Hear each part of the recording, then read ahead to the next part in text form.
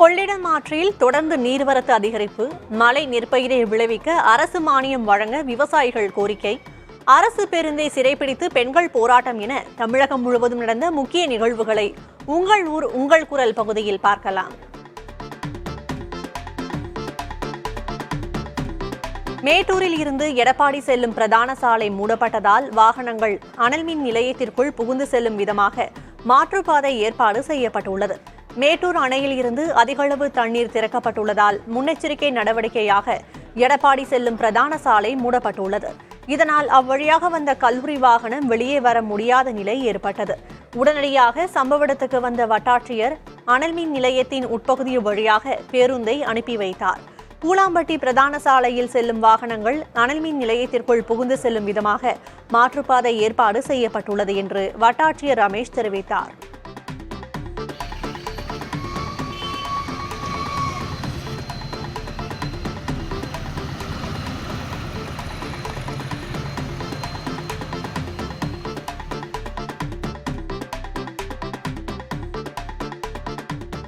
கொள்ளிடம் ஆற்றில் தண்ணீர் கரை புரண்டு ஓடுவதால் முன்னெச்சரிக்கை நடவடிக்கையாக தமிழ்நாடு பேரிடர் மீட்புக் குழுவினர் 90 பேர் மீட்பு பணிக்காக சீர்காழிக்கு சென்றனர். மேட்டூர் அணையில் இருந்து நீர் திறக்கப்பட்டுள்ளதால் கொள்ளிடம் ஆற்றில் வெள்ளப்பெருக்கு ஏற்பட்டுள்ளது. இதனால் ஆற்றின் அருகே உள்ள நாதல் படுகை, வெள்ளை மணல், கோரைத்திட்டு உள்ளிட்ட பகுதி மக்கள் பாதுகாப்பாக இருக்க ஏற்கனவே ஒலிபெருக்கி மூலம் எச்சரிக்கை விடுக்கப்பட்டது. இந்நிலையில் மீட்பு பணிக்கு தேவையான படகுகள், மரம் அறுக்கும் இயந்திரத்துடன் தமிழ்நாடு பேரிடர் மீட்பு படையினர் தயார் நிலையில் உள்ளனர்.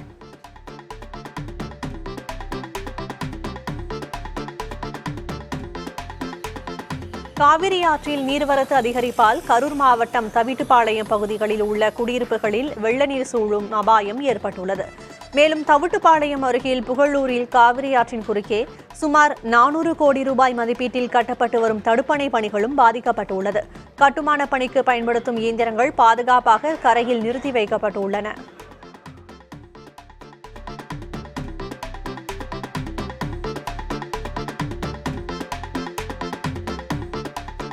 முன்னெச்சரிக்கை நடவடிக்கையாக கரூரில் திருமண மண்டபத்தில் தங்க வைக்கப்பட்டுள்ள காவிரி கரையோரம் வசிக்கும் மக்களை சட்டமன்ற உறுப்பினர் மெஞ்சனூர் இளங்கோ நேரில் சந்தித்து உணவு வழங்கினார். காவிரியில் தண்ணீர் குறையும் வரை அவர்களுக்கு தேவையான அனைத்து உதவிகளும் அங்கு செய்து தரப்படும் என சட்டமன்ற உறுப்பினர் இளங்கோ மக்களுக்கு உறுதியளித்தார்.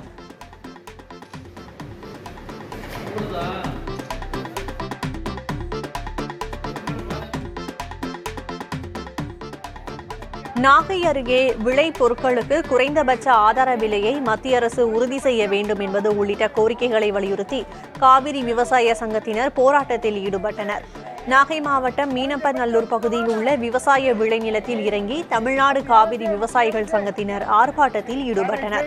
அப்போது மரபணு மாற்றம் செய்யப்பட்ட விதைகளை தடை செய்ய வேண்டும், விவசாய கடன்களை முழுமையாக தள்ளுபடி செய்ய வேண்டும் என்பன உள்ளிட்ட கோரிக்கைகளை வலியுறுத்தி முழக்கமிட்டனர்.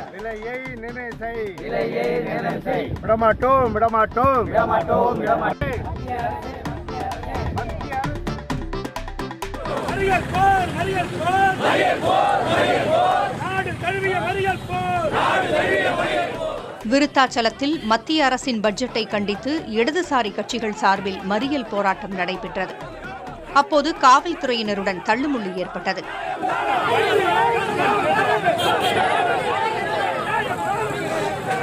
தேனி மாவட்டம் கம்பத்தில் இந்திய கம்யூனிஸ்ட் கட்சி, மார்க்சிஸ்ட் கம்யூனிஸ்ட் கட்சி சார்பாக மத்திய அரசை கண்டித்து பொதுத்துறை வங்கியான கனரா வங்கி முன்பு மறியல் போராட்டம் நடைபெற்றது. அப்போது காவல்துறையினர் போராட்டத்தில் ஈடுபட்டவர்களை கைது செய்து தனியார் மண்டபத்தில் அடைத்தனர். மத்திய அரசின் நிதிநிலை அறிக்கையில் தமிழ்நாடு புறக்கணிக்கப்பட்டதை கண்டித்து கரூர் பேருந்து நிலையம் முன்பு இந்திய communist, Marxist communist, Marxist Leninist ஆகிய இடதுசாரிகள் சார்பில் சாலை மறியல் நடைபெற்றது. மறியலில் ஈடுபட்ட 100க்கும் மேற்பட்டோர் கைது செய்யப்பட்டனர்.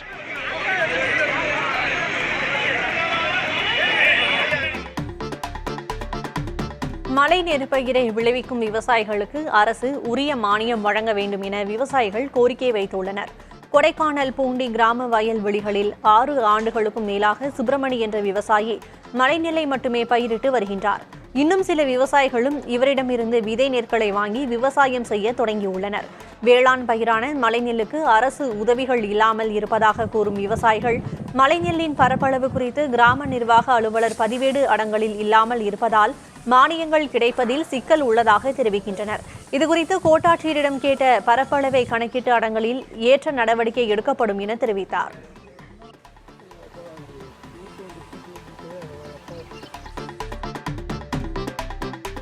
விழுப்புரம் மாவட்டம் திருக்கோவிலூர் அருகே கோயிலை அகற்ற மறுப்பு தெரிவித்து கிராம மக்கள் போராட்டத்தில் ஈடுபட்டனர். சென்னகுளம் கிராமத்தில் நீர்நிலை ஆக்கிரமிப்பில் அங்காளம்மன் உள்ளிட்ட 7 கோயில்கள் அமைந்துள்ளன. இது தொடர்பாக பொதுநல வழக்கு தொடரப்பட்ட நிலையில் கோயில்களை அகற்ற நீதிமன்றம் உத்தரவிட்டது. நீதிமன்றம் உத்தரவின்படி அதிகாரிகள் கோயில்களை அகற்றச் சென்ற நிலையில் கிராம மக்கள் அதற்கு எதிர்ப்பு தெரிவித்தனர். காவல்துறையினரின் பேச்சுவார்த்தைக்கு பிறகு அவர்கள் கலைந்து சென்றனர்.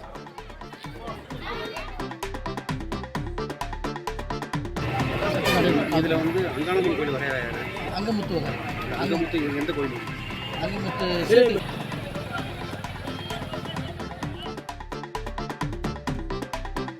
பழனி படிவழி பாதையில் உள்ள கடைகளை அகற்ற நடவடிக்கை எடுத்தபோது கடை உரிமையாளர் ஒருவர் தீக்குளிக்க முயன்றதால் அங்கு சலசலப்பு ஏற்பட்டது.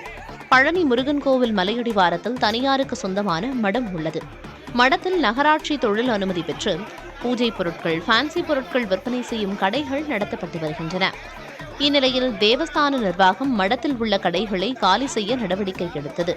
ஆனால் முறையாக அனுமதி பெற்று பட்டா இடத்தில் கடை நடத்தி வருவதாக கூறி கடை உரிமையாளர்கள் கோவில் நிர்வாகத்தினரோடு வாக்குவாதத்தில் ஈடுபட்டனர். இதனிடையே கடை உரிமையாளர் வசந்த் என்பவர் தீக்குளிக்க முயற்சி செய்தார். உடனடியாக அருகில் இருந்தவர்கள் மற்றும் காவல்துறையினர் தீக்குளிக்க முயன்றவரை தடுத்து நிறுத்தினர்.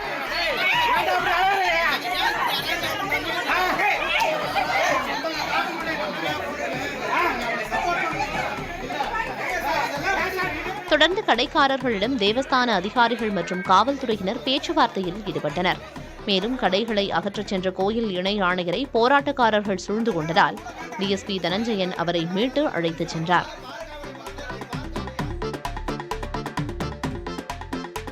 தேனி மாவட்டம் சுருளி அருவியில் தொடர்ந்து வெள்ளப்பெருக்கு ஏற்பட்டுள்ளதால் சுற்றுலா பயணிகளுக்கு 3வது நாளாக தடை விதிக்கப்பட்டுள்ளது. அருவியின் நீர்பிடிப்பு பகுதிகளான அரிசிப்பாறை, ஈத்தக்காடு உள்ளிட்ட பகுதிகளில் கனமழை பெய்து வருவதால் அருவியில் தண்ணீர் ஆர்ப்பரித்து கொட்டுகிறது.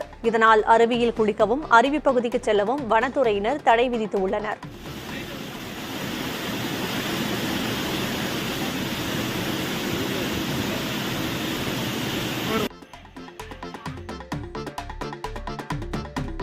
சேலம் மாவட்டம் ஆத்தூர் அருகே முறையாக குடிநீர் வழங்காததை கண்டித்து அரசு பேருந்தை சிறைப்பிடித்து போராட்டத்தில் ஈடுபட்டனர். ஆத்தூர் அருகே புங்கவாடி கிராமத்தில் வசிக்கும் மக்களுக்கு 4 நாட்களுக்கு ஒருமுறை மட்டுமே குடிநீர் வழங்கப்பட்டு வருவதாக கூறப்படுகிறது.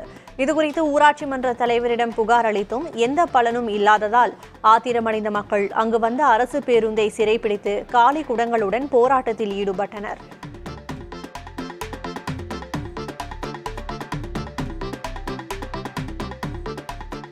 தேனி மாவட்டம் பெரியகுளம் அருகே உரிய நேரத்தில் தெரு விளக்குகளை அணைக்க நடவடிக்கை எடுக்குமாறு பொதுமக்கள் கோரிக்கை விடுத்துள்ளனர். மின் சிக்கனத்தை கடைபிடிக்க பொதுமக்களுக்கு அறிவுறுத்தும் நகராட்சி நிர்வாகம் கடந்த சில நாட்களாக காலை 9 மணி வரை தெரு விளக்குகளை அணைக்காமல் ஒளிரவிட்டு வருவதாக புகார் எழுந்துள்ளது.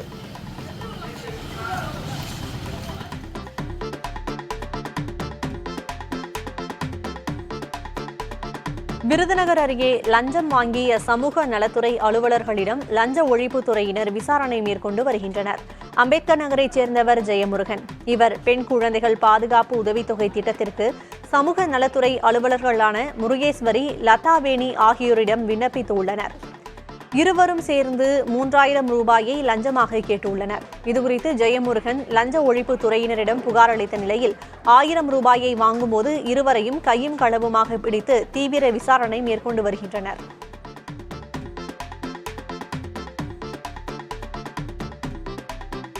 திருப்பூர் மாவட்டம் பல்லடம் அருகே பணி ஓய்வு ஆணை பெறுவதற்காக சென்ற அரசு ஊழியர் தவறி விழுந்து உயிரிழந்தார்.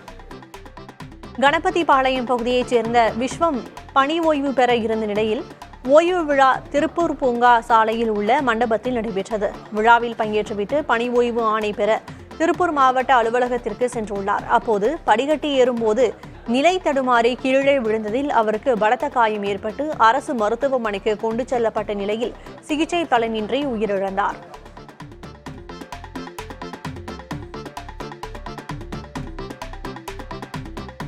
விழுப்புரம் நகர் பகுதியில் உரிய அனுமதி பெறாமல் பயணிகளை ஏற்றிச் சென்ற ஷேர் ஆட்டோக்களை இயக்கிய ஓட்டுநர்கள் இருவருக்கு தலா 20,000 ரூபாய் அபராதம் விதிக்கப்பட்டது.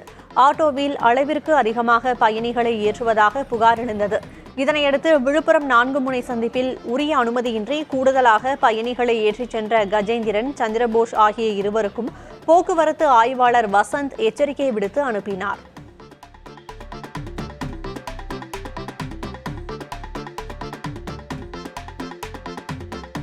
திண்டுக்கல் அருகே 17 வயது சிறுமியை காதலிப்பதாக ஆசை வார்த்தை கூறி பாலியல் வன்கொடுமை செய்த நபருக்கு ஆயுள் தண்டனை மற்றும் கூடுதலாக 5 ஆண்டுகள் சிறை தண்டனை வழங்கி போக்சோ சிறப்பு நீதிமன்றம் தீர்ப்பளித்துள்ளது. அதோடு 3,10,000 ரூபாய் அபராதமும் விதிக்கப்பட்டது. வாடிப்பட்டி பகுதியைச் சேர்ந்த சிவானந்தம் என்பவர் சிறுமிக்கு பாலியல் தொந்தரவு கொடுத்தது தொடர்பாக புகார் எழுந்ததை அடுத்து அவர் கைது செய்யப்பட்டு சிறையில் அடைக்கப்பட்டிருந்தார். இது தொடர்பான வழக்கில் தற்போது சிவானந்தத்திற்கு தண்டனை அறிவிக்கப்பட்டுள்ளது.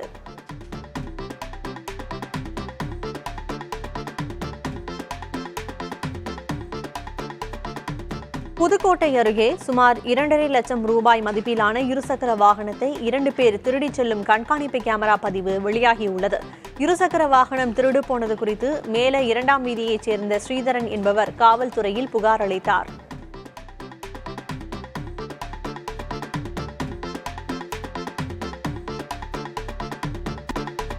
தென்காசி மாவட்ட காவல் கண்காணிப்பாளர் அலுவலகத்தை முதல்வர் மு.க.ஸ்டாலின் காணொலி வாயிலாக திறந்து வைத்தார். நெல்லையில் இருந்து தென்காசி பிரிக்கப்பட்டு 4 ஆண்டுகள் ஆகியும் அரசு அலுவலகங்கள் திறக்கப்படாதது குறித்து பல்வேறு அரசியல் கட்சித் தலைவர்கள் குற்றச்சாட்டை முன்வைத்தனர்.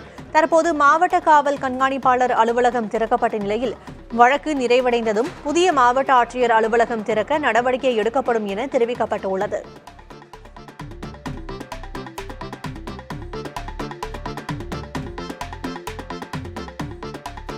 தூத்துக்குடியில் உள்ள உலக புகழ்பெற்ற பனிமய மாதா பேராலய 7ஆம் நாள் திருவிழாவை முன்னிட்டு வயநாடு நிலச்சரிவால் பாதிக்கப்பட்ட மக்களுக்கு சிறப்பு பிரார்த்தனை நடைபெற்றது.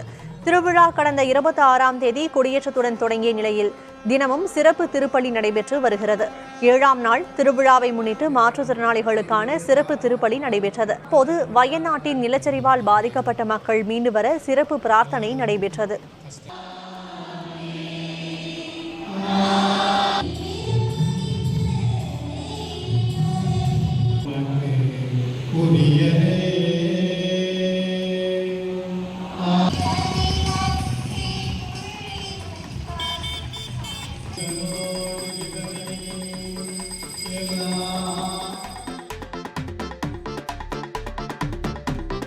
சிவகங்கை மாவட்டம் சிங்கம்புணரி அருகே ஸ்ரீ காமாட்சி பரமேஸ்வரி அம்மன் கோயிலில் ஆடி திருவிழாவை முன்னிட்டு பக்தர்கள் பால்குடம் எடுத்து வந்து வழிபட்டனர்.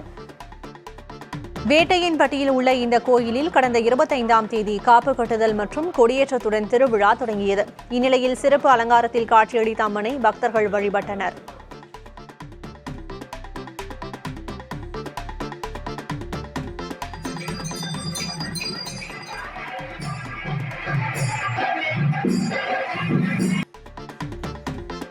ஈரோடு மாவட்டத்தில் பல் மருத்துவர் வீட்டின் பூட்டை உடைத்து சுமார் 80 சவர மதிப்பிலான நகைகள் கொள்ளையடிக்கப்பட்டுள்ளது.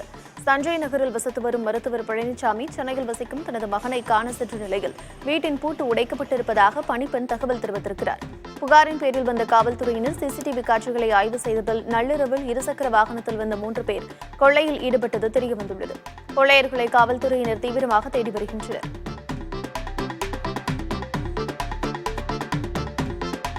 காஞ்சிபுரம் மாவட்டம் சோமங்கலம் அருகே போதை மாத்திரை விற்பனையில் ஈடுபட்ட 3 பேர் கைது செய்யப்பட்டனர்.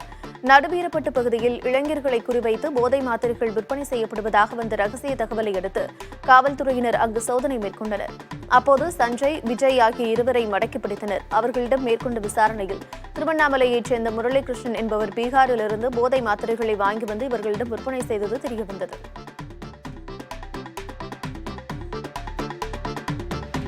தென்மேற்கு பருவக்காற்றின் வேகம் தீவிரமடைந்துள்ளதால் கன்னியாகுமரி மாவட்டம் ஆரல்வாய்மொழியில் காற்றாலைகள் மூலம் மின் உற்பத்தி அதிகரித்துள்ளது.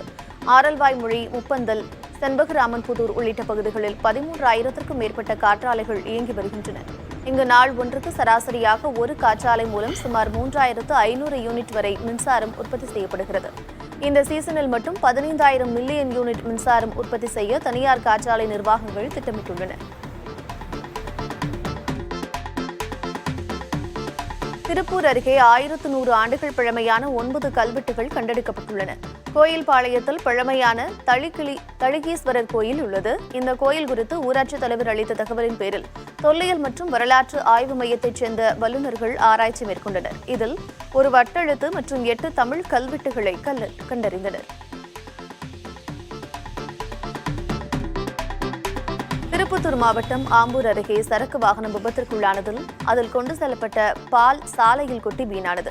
வாணியம்பாடியிலிருந்து ஆம்பூர் நோக்கி பால் மற்றும் தயிர் பாக்கெட்டுகளை ஏற்றுக்கொண்டு சென்ற சரக்கு வாகனம் திடீரென ஓட்டுநரின் கட்டுப்பாட்டை இழந்து சாலை தடுப்பில் மோதி விபத்திற்குள்ளானது.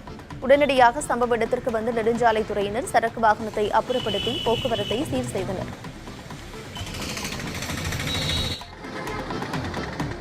வேலூரில் பெற்ற மகளுக்கு பாலியல் தொல்லை கொடுத்த தந்தையை காவல்துறையினர் கைது செய்துள்ளனர். கட்டிட தொழிலாளி ஒருவர் தனது மனைவியை விட்டு பிரிந்து மகளுடன் வசித்து வந்துள்ளார். இந்நிலையில் மகளுக்கு அடிக்கடி பாலியல் தொல்லை கொடுத்து வந்திருக்கிறார். இது தொடர்பாக தனது சித்தியிடம் சிறுமி நடந்ததை கூறியுள்ளார். இதனையடுத்து காவல் நிலையத்தில் சித்தி புகார் அளித்ததன் பேரில் மகளுக்கு பாலியல் தொல்லை கொடுத்த தந்தையை காவல்துறையினர் கைது செய்தனர். மேலும் இதற்கு உடந்தையாக இருந்ததாக அவருடன் இருந்த பெண் ஒருவரையும் கைது செய்துள்ளனர்.